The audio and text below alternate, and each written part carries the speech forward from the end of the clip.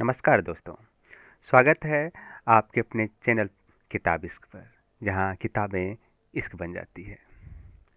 क्या आपने कभी सोचा है कि दर्शन शास्त्र, जो शायद आपको बोरिंग क्लासेज की बातें लगता हो, आपके रोज़मर्रा के जीवन में कैसे मदद कर सकता है? आज हम बात करेंगे एक शानदार किताब की, जिसका नाम है द कंसोलेशन ऑफ फिलॉसफी, और इसे लिखा है एलन डी वॉटन ने। इस पुस्तक में 6 प्रमुख दार्शनिकों के विचारों और उनके सिद्धांतों की चर्चा की गई है। इस किताब में 6 महान दार्शनिक हमें बताते हैं कि कैसे हम अलोकप्रियता, पैसे की तंगी, गुस्सा, असुरक्षा, दिल टूटने और मुश्किलों से कैसे निपट सकते हैं। ये किताबें हमें यह सिखाती है कि किस तरह दर्शन शास्त्र हमारे जीवन की कठिनाइयों को समझने और उनसे बाहर निकलने में मदद कर सकता है। तो हो जाइए तैयार और चलिए करते हैं इस शानदार सफर की शुरुआत। पहले दार्शनिक है सुकरात। सुकरात को आपने सुना होगा। 470 ईसा पूर्व में एथेंस में पैदा हुए थे। ये वो शख्स थे जो हमेशा सवाल पूछते थे। लेकिन क्या आपको पता है कि इनकी ये आदत लोगों को इतनी चिढ़ाती थी कि उन्हें मौत की सजा दे दी गई।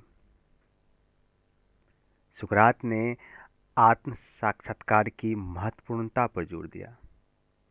उनका मानना था कि आत्मज्ञान प्राप्त करना और अपनी सोच पर सवाल उठाना ही सही मार्ग है। उन्होंने हमें सिखाया कि हमें अपने सोच और विश्वासों को समय समय पर पुनः जांचना चाहिए।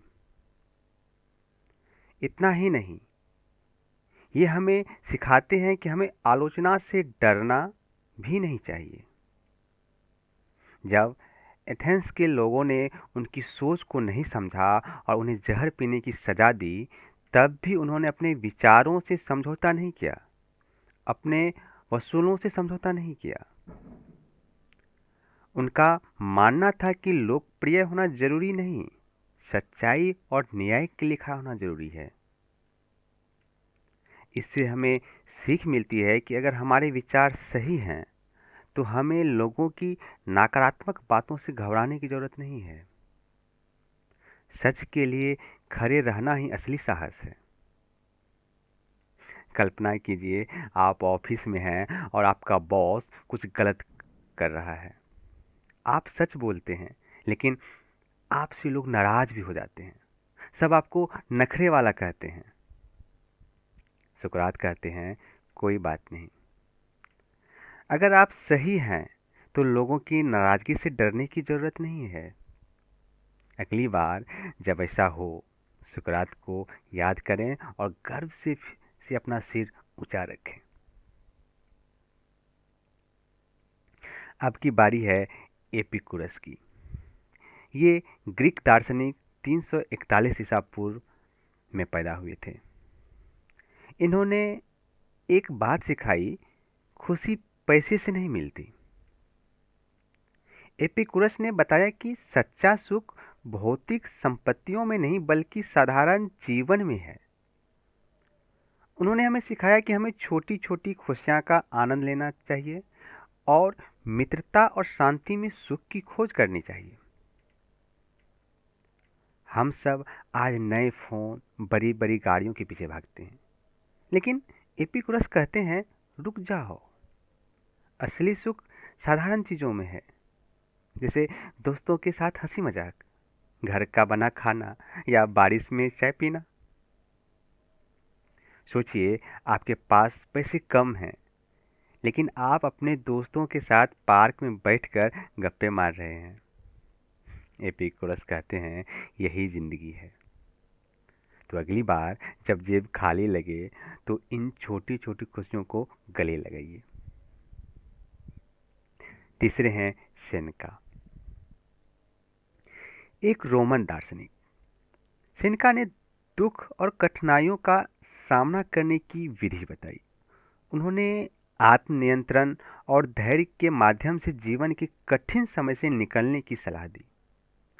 सेनेका का कहना था कि जिंदगी में बहुत सी चीज़ें हमारी कंट्रोल में नहीं होती, तो उनके लिए परेशान होना बेकार है। सेनेका हमें बताते हैं कि क्रोध हमारी सबसे बड़ी कमजोरी हो सकता है। उन्होंने कहा था, क्रोध हमें खुद से दूर कर देता है। जब भी हम गुस्सा होते हैं, हमें एक पल रुककर सोचना चाहिए, क्या यह वाकई में हमारी ऊर्जा बर्बाद करने लायक है? क्या यह वाकई में हमारी ऊर्जा बर्बाद करने लायक है? तो अगली बार जब आपको गुस्सा आए, बस एक गहरी सांस लें और खुद से पूछें, क्या यह वाकई में ज़रूरी है? सेनेका की ये ट्रिक हर उस मौके पर काम आती है जब चीज़ें आपके प्लान के मुताबिक ना हो। अब बात करते हैं चौथे दार्शनिक मेंटेन की, जो 16वीं सदी के फ्रेंच दार्शनिक थे। मेंटेन ने अपर्याप्तता और असफलता को स्वीकार करने की आवश्यकता पर जोर दिया। उन्होंने कहा कि हमें अपनी कमजोरियों को स्वीकार करना चाहिए, हमें खुद से प्यार करना चाहिए, अपनी कमियों को भी अपनाना चाहिए और उनसे सीखना चाहिए।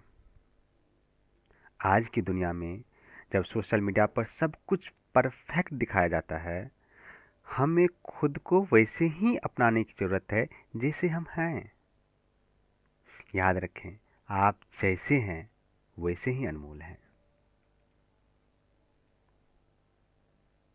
पांचवें हैं शेपेनहावर, 19वीं सदी के जर्मन दार्शनिक, जो थोड़े गंभीर थे। शोपेनहावर ने हमें सिखाया कि हमारी इच्छाओं और उम्मीदों को नियंत्रण करना चाहिए। उन्होंने बताया कि इच्छाओं को कम करके और जीवन की वास्तविकता को स्वीकार करके हम अधिक शांति पा सकते हैं। उनका मानना था कि जिंदगी में दुख तो आएगा ही, खासकर प्यार में। अगर आपका दिल टूटा है या आपको प्यार में निराशा मिली है, तो शोपेनहावर आपको एक नया नजरिया देते हैं।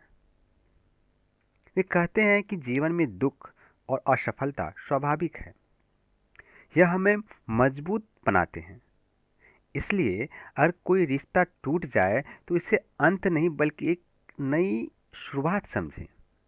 ये नॉर्मल है, रो लीजिए लेकिन फिर उठिए, क्योंकि दुख के बाद भी जिंदगी चलती है। जिंदगी हमेशा आगे बढ़ने का नाम ही तो है। आखिरी है नीत्शे, 19वीं सदी के एक और जर्मन दार्शनिक। नीत्शे कहते थे कि मुश्किलें बुरी नहीं है, वो हमें मजबूत बनाती है। अगर आपको जिंदगी में संघर्षों का सामना करना पड़ रहा है, तो याद रखें, यही संघर्ष आपको आगे बढ़ने की ताकत देंगे।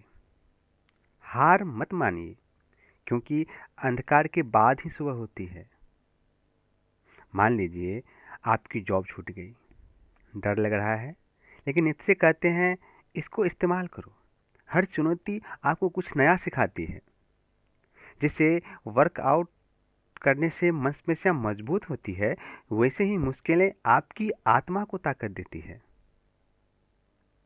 तो अगली बार जब कोई परेशानी आए, तो नीत्शे की तरह उसे गले लगाइए और कहिए, मैं तैयार हूँ। तो दोस्तों, हमने देखा कि कैसे यह 6 दार्शनिक, सुकरात, एपिकुरस, सेनेका, मेंटेन, शेपेनहावर और नीत्शे, हमें जिंदगी की अलग अलग परेशानियों में हमें बताते हैं कि जीवन में चाहे कितनी भी मुश्किलें आए, हम अपने विचारों और सीखों के सहारे उनसे उबर सकते हैं। चाहे बात सच्चाई के लिए खड़े होने की हो, सादगी में खुशी ढूंढने की हो, या मुश्किलों को ताकत में बदलने की हो, दर्शन के पास हमारे हर सवाल का जवाब है। उम्मीद है आपको यह सफ़र पसंद आया होगा। अगर हाँ, तो नीचे लाइक ज़रूर करें, अपने दोस्तों के साथ शेयर करें और हमारे चैनल को सब्सक्राइब करना ना भूलें। साथ ही साथ आप कमेंट में ये ज़रूर बताएं आपका पसंदीदा दार्शनिक के कौन सा कथन आपको सबसे ज़्यादा अच्छा